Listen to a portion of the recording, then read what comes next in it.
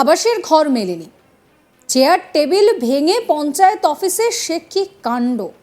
যারা ঘর পাননি তারা এবার ভাঙচুর করেই শান্ত থাকলেন তা না, রীতিমতন তালা ঝুলিয়ে দিলেন।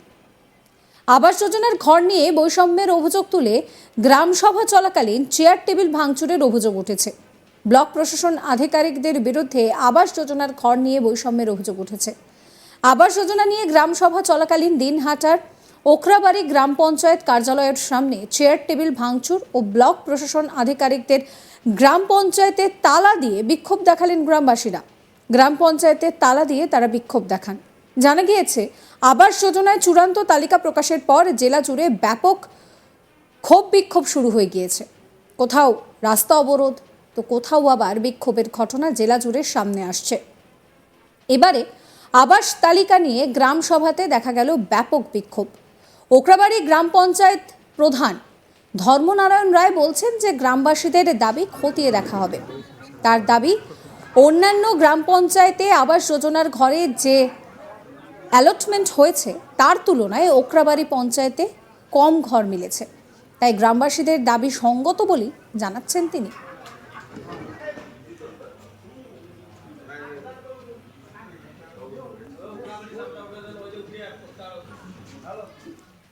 বিক্ষুব্ধ গ্রামবাসী নুরুল নবী হক কি বলছেন শুনুন। আমার ধামাইলগাছ গ্রামে শুধুমাত্র 12খানা ঘর, ওর মধ্যে কোনো স্যাংশনের কোনো লাভ নাই তো নাই, এমনিতে টোটালে 12খানা ঘর আমার ধামাইলগাছে। আমরা কি ঘর পাওয়ার যোগ্যতা না? এত গ্রামটা খুব নদী এলাকা, খুব পরিস্থিতি খারাপ, বন্যাতে ভাসে যায় গ্রামটা টোটালটাই।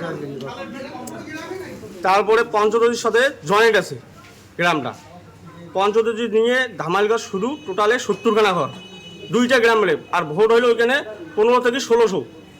তাহলে আমরা কি ঘর পাওয়ার যোগ্যতা না? এই জন্য আমরা আজকে আসি, এখানে এসে তালা লাগাইছি। ধর্মনারায়ণ রায় কি বলছেন শোনাবো। আমাদের ওখরাবাড়ি জিপিতে যে অ্যালটমেন্ট হয়েছে সেই তুলনায় অন্যান্য জিপিতে যেরকম হয়েছে তার শিখি অংশ মনে করি। ওই জন্য ওখরাবাড়ি গ্রাম পঞ্চায়েতের এরিয়ায় যে সমস্ত জনগণ আছে তারা এখানে এসে এই সমস্ত কথা শুনে তারা এখানে ভাঙচুর শুরু করে দিছে। তাদের দাবি, অন্যান্য জিপিতে যেরকম অ্যালটমেন্ট হয়েছে আমাদেরও সেই রকম অ্যালটমেন্ট দেওয়া হোক, কারণ আমরাও তো জনসাধারণ। আর অন্যান্য জিপি ছিল আমাদের এখানকার জনসংখ্যা আরও অনেক বেশি এবং নিম্নতমের লোক বেশি, খুব গরিব, যে নেহাল অবস্থা, ঘরে থাকার মতো সেই ধরনের ঘর নাই। তারা বাইরে মানে ঘর না থাকাকালীন বাইরে যাওয়া জীবনযাপন করতেছে।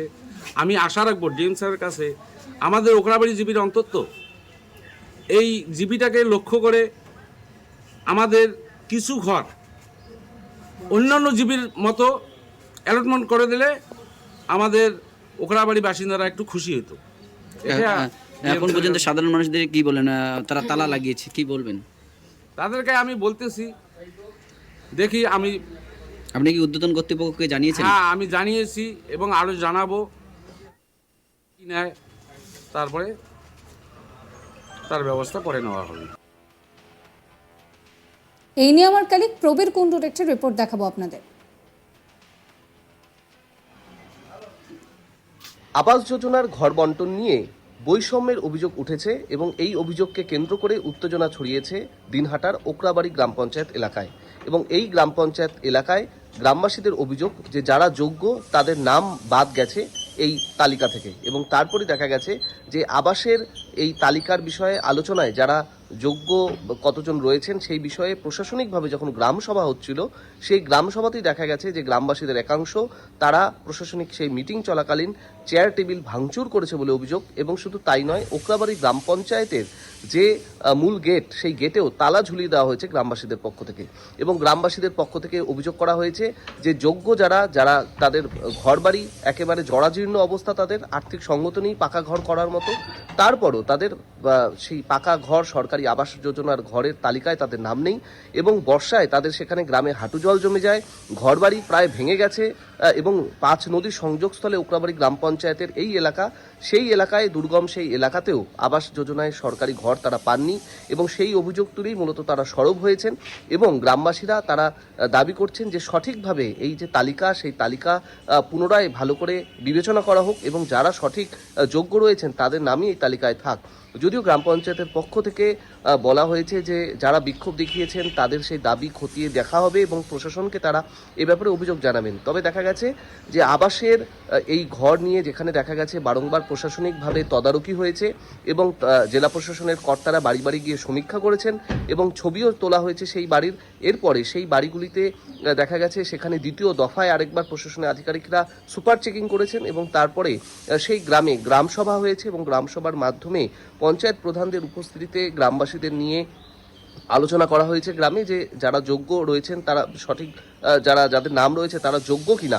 কিন্তু সেই গ্রাম সভাতেও দেখা গেছে সেখানে কিন্তু দফায় দফায় বিক্ষোভ উত্তেজনা ছড়িয়েছে এবং শুধু তাই নয়, কোচবিহার জুড়ে তুফানগঞ্জ, কোচবিহার 1 নম্বর ব্লকের সুটকাবাড়ি এলাকা সহ শীতলকুচি, মাথাভাঙার সর্বত্র দেখা গেছে সেখানে দফায় দফায় পথ অবরোধ বিক্ষোভ হয়েছে এবং বিভিন্ন জায়গায় তারা অভিযোগ করছেন যে যারা যোগ্য তাদের নাম বাদ গেছে। যদিও ইতিমধ্যেই ওকরাবাড়ি গ্রাম পঞ্চায়েত এলাকা, যে গ্রাম পঞ্চায়েত এলাকায় সেখানে যথেষ্ট বিক্ষোভ ছড়ায় এবং গ্রাম পঞ্চায়েত যে গ্রামবাসীরা রয়েছেন তারা তাদের বিরুদ্ধে অভিযোগ উঠেছে যে চেয়ার টেবিল বিভিন্ন ভাঙচুর করা হয়েছে এবং যথেষ্ট উত্তেজনা ছড়ায়। গ্রামসভা প্রায় ভণ্ডুল হয়ে যায়। গ্রামসভা চলছিল ওকরাবাড়ি গ্রাম পঞ্চায়েতের অঞ্চল অফিসের সামনে এবং সেই অঞ্চল অফিসের সামনেই ব্যাপক বিক্ষোভ শুরু হয় গ্রামবাসীদের এবং গ্রামবাসীরা চাইছেন যারা যোগ্য ওকরাবাড়ি গ্রাম পঞ্চায়েতের তাদের নাম এই তালিকায় থাকুক এবং কেউ যাতে বঞ্চিত না হন এবং সেই গ্রামের গ্রামবাসীরা এই দাবিতেই সরব হয়েছেন এবং সেই দাবিকে সামনে রেখেই দেখা গেছে গ্রামবাসীরা বিক্ষোভে নেমেছেন এবং তারা বলেছেন যে সঠিকভাবে যদি আবাসের ঘর বন্টন না হয় আগামী দিনে আরও বড় ধরনের আন্দোলনে নামবেন তারা।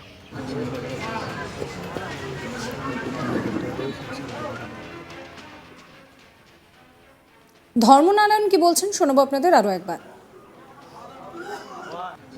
আমাদের ওকরাবাড়ি জিপিতে যে অ্যালটমেন্ট হয়েছে সেই তুলনায় অন্যান্য জিপিতে যেরকম হয়েছে তার শিখি অংশ মনে করো। ওই জন্য ওকরাবাড়ি গ্রাম পঞ্চায়েতের এরিয়া যে সমস্ত জনগণ আছে তারা এখানে এসে এই সমস্ত কথা শুনে তারা এখানে ভাঙচুর শুরু করে দিছে। তাদের দাবি অন্যান্য জিপিতে যেরকম অ্যালটমেন্ট হয়েছে আমাদেরও সেই রকম অ্যালটমেন্ট দেওয়া হোক, কারণ আমরাও তো জনসাধারণ।